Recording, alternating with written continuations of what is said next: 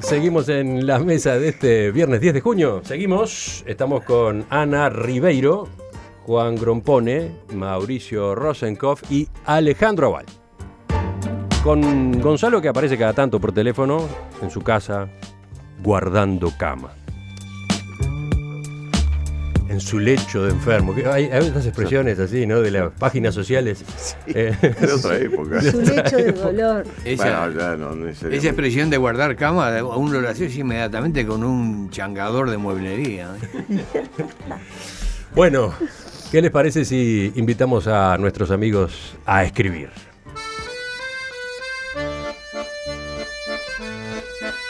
Lanzamos la quinta convocatoria de este año 2016 en el concurso de cuentos de En Perspectiva. ¿Y cuál es la consigna? ¿Seguiremos por el lado complicado y desafiante del mes pasado?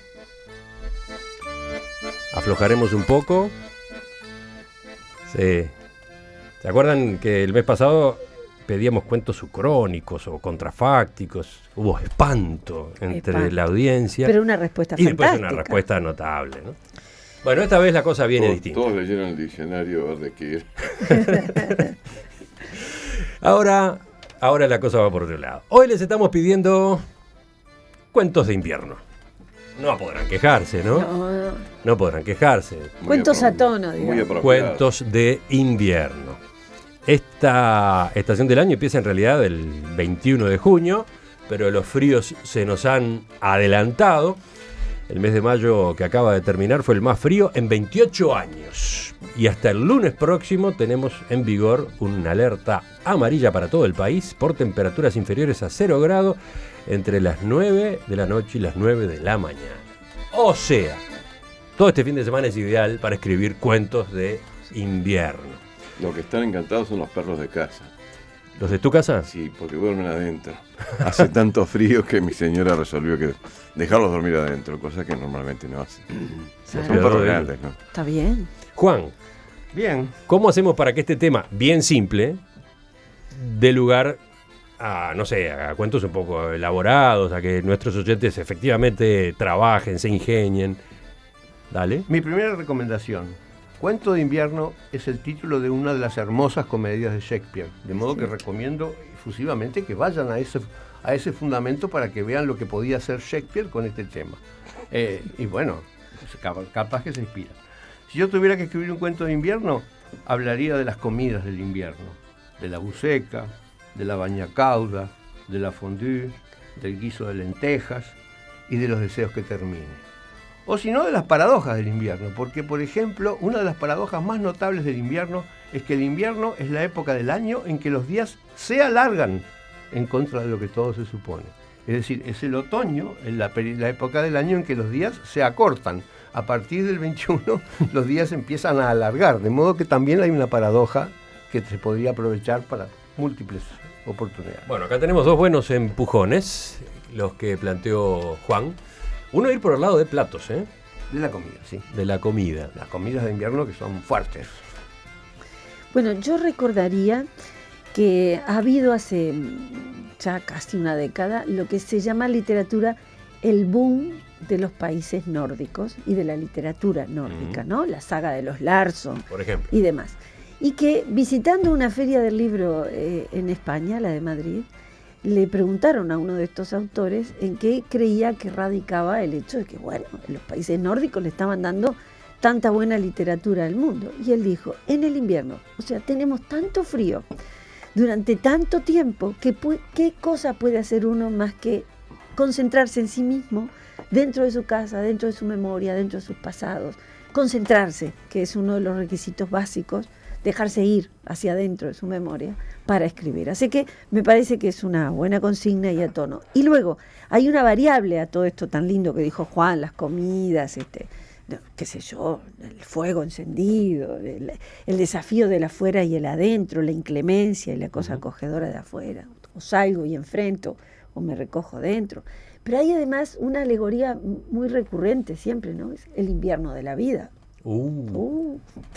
que es posible también. Y el invierno de nuestro descontento, como empieza el Ricardo III. Es cierto, el invierno de nuestro descontento, me había olvidado de eso.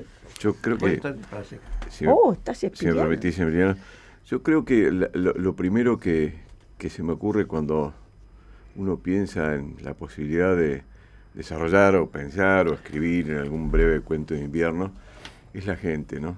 La gente que no la pasa bien.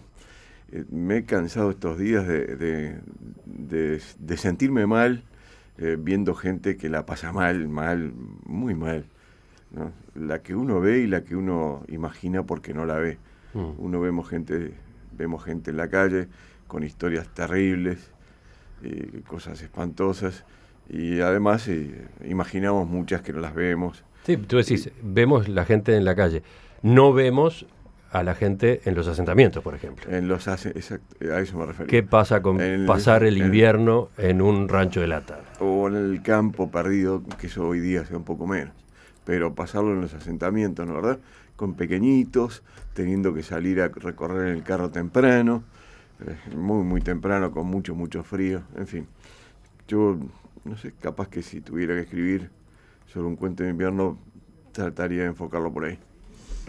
¿Y el ruso? Quería poner un par de ejemplos, pero a propósito de lo que dice Juan, diría que si uno quiere tomar el tema de los comestibles, es muy bueno invocar un entorno. Entonces, lo primero que asocio es el hombre con frío que va por la calle en los días que en los boliches había un cartel que decía los viernes buceca, y llegabas Hoy ahí. buceca. Hoy buceca, yo recuerdo lo de buceca. Hoy buceca, hoy. Todavía hay eso. No, ese cambiaron porque vos ibas a comer la buceca del viernes un martes, así que ese fue un sentido lógico que y era como un esquimal que entraba al iglú, ¿viste? Entonces se sacaba su tapado. Yo quería poner un ejemplo. Hay Antón Pavlovich Chekhov, era un gran cuentista, aunque su fama fundamentalmente viene por 4 o 5 obras de teatro. Y al final de un acto en Tío Baña se da, a propósito de este tema, una situación como esta. 2 ancianos vienen de enterrar a su único hijo. Están solos, ya no tienen más futuro que ellos dos, es todo lo que se tiene. Entonces uno está sentado en un extremo y otro en otro, y miran hacia afuera los dos, y él que le dice está nevando, mamacita, y mamacita dice, ¿quieres un té? Bueno, mamacita, dame un té, y se sirven un té. Dice, creo que va a seguir nevando. Sí, va a seguir nevando. Y el tema del hijo no lo tocan, de donde vienen de enterrar al hijo no lo tocan, y lo único que hablan del samovar, del té, del invierno, de la nieve que está cayendo. Digamos, ese es un mecanismo. Y después, sin necesidad de ir tan lejos, hay una imagen en verso del viejo Pancho, que describe en forma formidable lo que es un invierno, cuando dice: la puerta del rancho tiembla porque el perro tirita contra ella de frío y de miedo. Todo es frío afuera, todo es frío adentro, y las horas pasan y yo no me duermo. ¿Cómo hacer para que los cuentos de invierno no sean todos tristes, nostálgicos, oscuros? ¿Hay posibilidad de escribir cuentos de invierno alegres? ¿Y la comida? La comida. Bueno, La comida, por favor. Estaba pensando, Además, pensando en lo que empezó justamente toda esta serie de recomendaciones. Y además las bebidas y además las frutas. No fastidio. ¿Y además qué? Y además las frutas. Hay una fruta. fruta característica del invierno que es la naranja.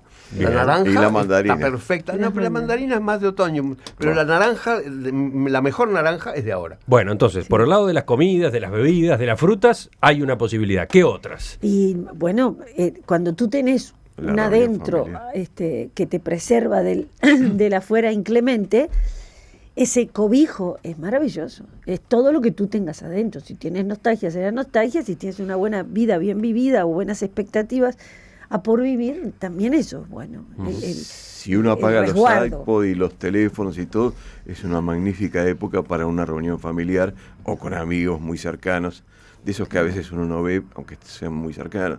De verdad que es una buena época para eso, para hacer un asado, un día como hoy, reunirse con gente con la cual uno quiere reunirse y no la ve a menudo. Recordar las cosas como eran antes, ¿no? O las que uno quiere que... Bueno, ahí empezamos con la nostalgia. No necesariamente la nostalgia, pero, hombre, los afectos, hay una época de la vida en que todos hacemos valer los afectos mucho, ¿no? La estufa leña. Dice un oyente, yo escribiría de las estufas de leña. Y vaya si ahí tenemos algo agradable del invierno, ¿no? Magnífico. Tanto para quien la tiene y la disfruta, como para quien sueña con ella, ¿no? Es como un deseo, ¿no? Tener una estufa leña cuando uno anda por la calle muerto de frío caminando, ¿no? O si tuviera una estufa de leña en casa, o si cuando llegara al edificio tal me encontrara con una estufa de leña, ¿no? Además, la contemplación del fuego es una hipnótica, cosa absolutamente es hipnótica.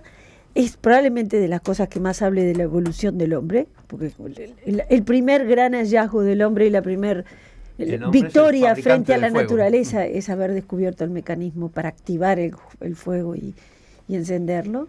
Así que ese contemplar el fuego toda la vida ha sido implícitamente literario, ¿no?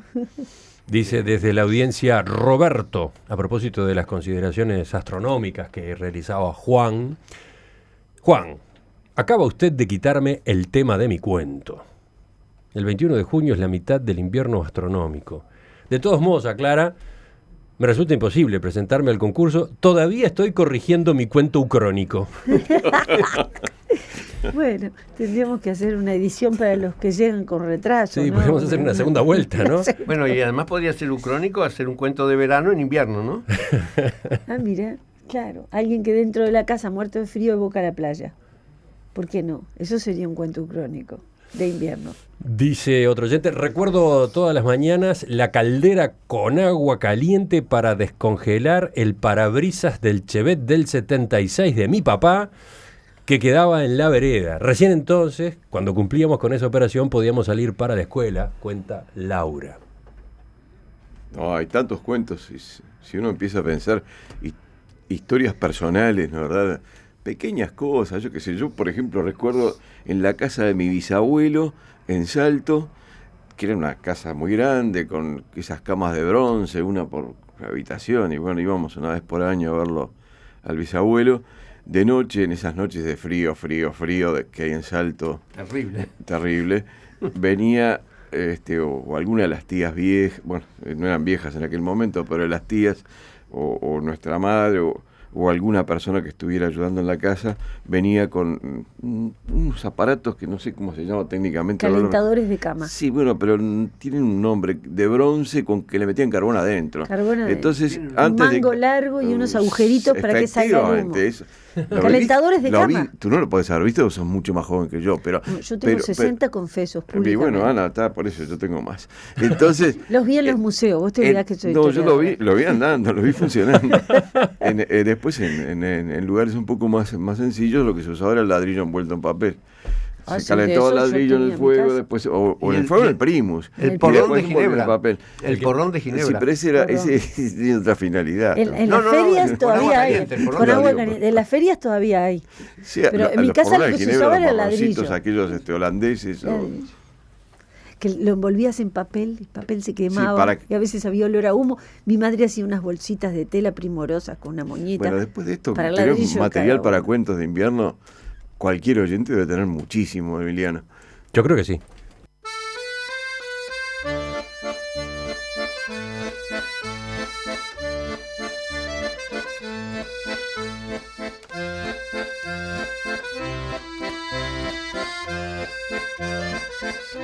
Repaso algunos detalles de este llamado.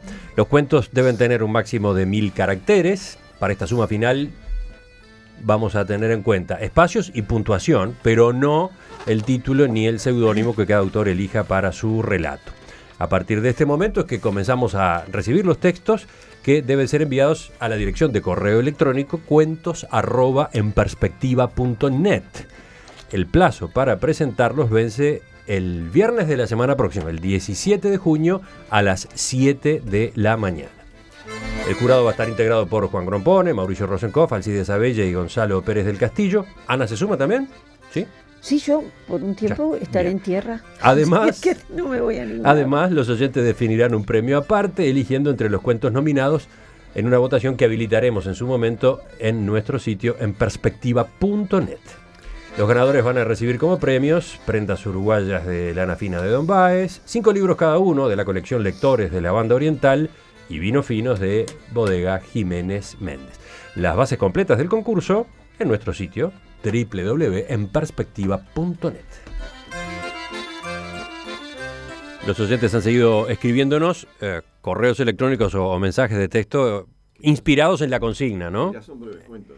Sí, de algún modo son como adelantos de cuentos, ¿no?